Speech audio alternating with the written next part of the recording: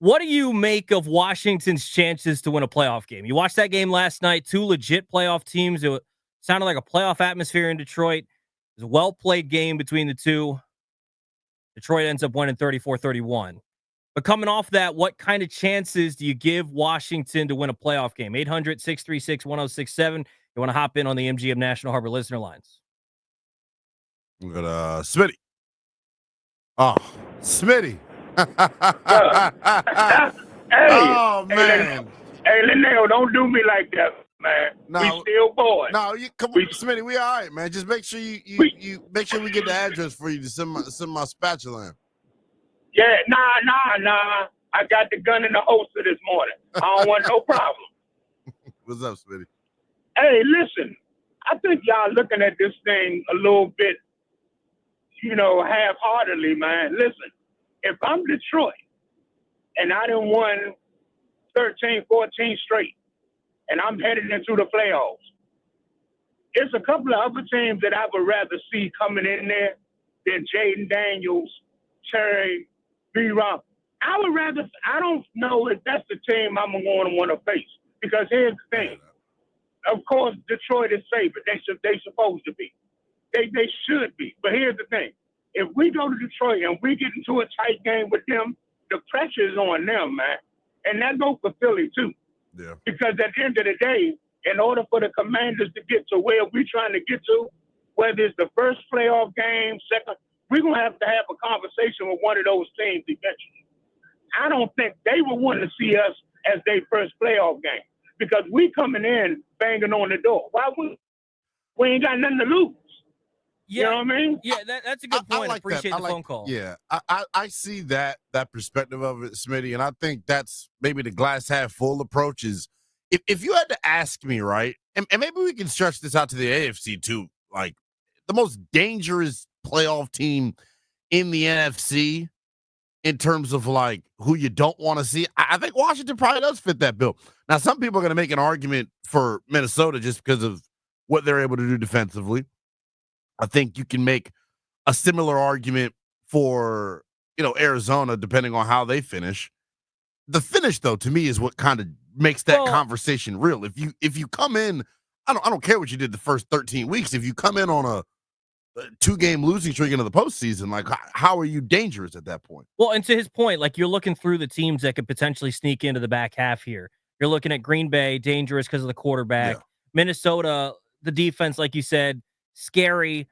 Tampa Bay, I'm not worried. Baker's Baker. We know what Baker is. Like they Tampa Bay would worry the hell. They might be a decent football team, but we're talking more so from a Lions perspective or someone like that. If they I beat Detroit earlier this year, sure, but you're also not like intimidated by Tampa. Arizona, you kind of know what Kyler is. LA, you kind of know what they are.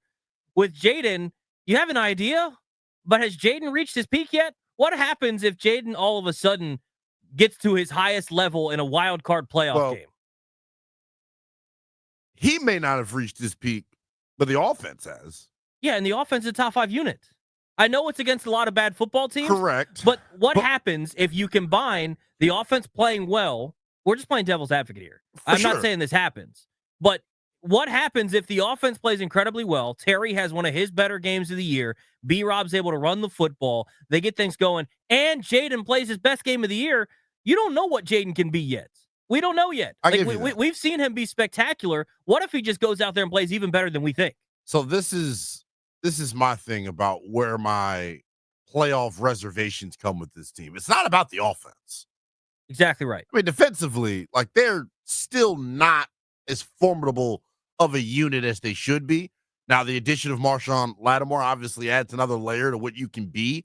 We had the conversation yesterday. We both agreed that this defense has yet to reach its ceiling. But even with them reaching their ceiling, I just don't know. You don't know what you don't know because we haven't seen it. It's going to have to be a game like last night. You're going to have to put up 30-plus points. Yeah. Your defense is going to have to come up with... Which is more difficult to do in the postseason. These are real winning teams with winning records. And they're going to put out game plans that are meant to beat your specific team, more so than they do in the regular season, more so than that. So, to me, it's just... it's going to be difficult. But at the same point, when you've got a chance with 5, to our point about the quarterbacks, that's real though. You feel good, because what if Jayden just goes out there and looks as good as he has all year, if not better? And he's the type of quarterback that has the ability to make you right more times than not. Even when you're wrong. That to me is a huge part of it. Let's go back out to the phones. Let's go to Tony in Fairfax. What's up, Tony? Tony, what's up? Oh, yeah. Hi. How are you? I'm great, good, dude. Tony. What's up? Okay. Your question is if we can win a playoff, right? Yes. Yeah. Okay. I mean, for me, is I think if we're going to play mistake-free offensively, we can beat anybody.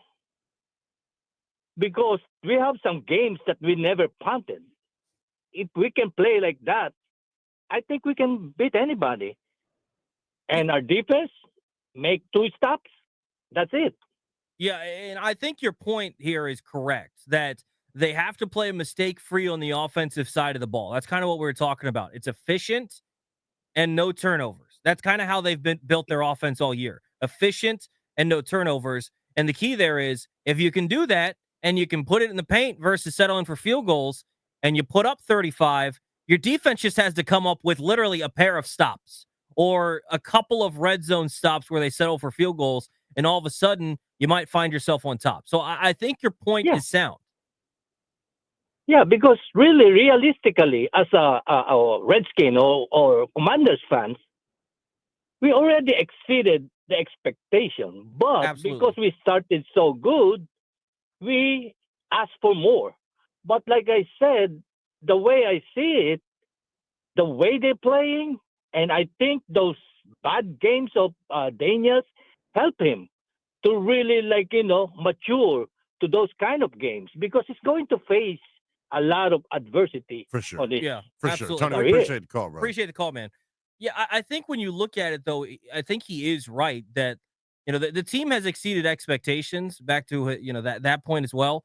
Like, it has exceeded expectations, but I also don't want to pretend like we're not in January, we're not in February, the season's not over. I don't want to do that until the season's over. I don't want to do they're actually doing better. No, they started 7-2, so don't let them off the hook with those. But I think they have a legit shot if they have Jayden playing well and they don't turn the football over. And if you can go out there and play mistake-free, that's what gives me hope. The defense does not give me hope at all of beating anyone. But the offense being able to do its thing gives me at least a glimmer of hope that they maybe could win a playoff game.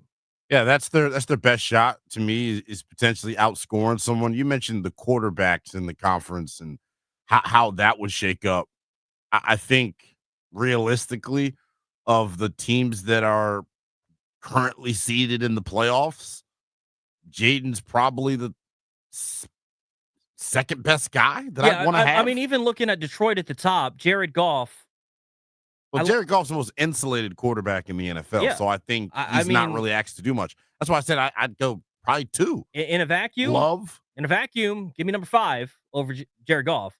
Don't let our guy Ryan Clary know that. Number 2, Jalen Hurts. No, get out of here. The $200 million leader? I mean, that's all Jalen Hurts is. The walking motivational quote. Come on. How are you a leader? But never mind. Real quick, though. Geno, obviously Jayden. Kirk, Jayden. Sam Darnold, Jayden. Jordan Love, okay, toss up. I'll take Love. Or Love. Tobi, you can't be that damn biased. The couple of teams right behind them, I'm not biased. If I'm biased, I'm going to pick Jayden. You say it's a discussion between Jayden and Jordan Love? Absolutely it is. He's got a whole year of already showing he can do it. Against Dallas. I hear what you're saying. Against Dallas. Baker, give me Jayden. Kyler, Jayden. Matt Stafford. It depends upon what Stafford shows up. Stafford's won a Super Bowl, so I'm going to give him his respect.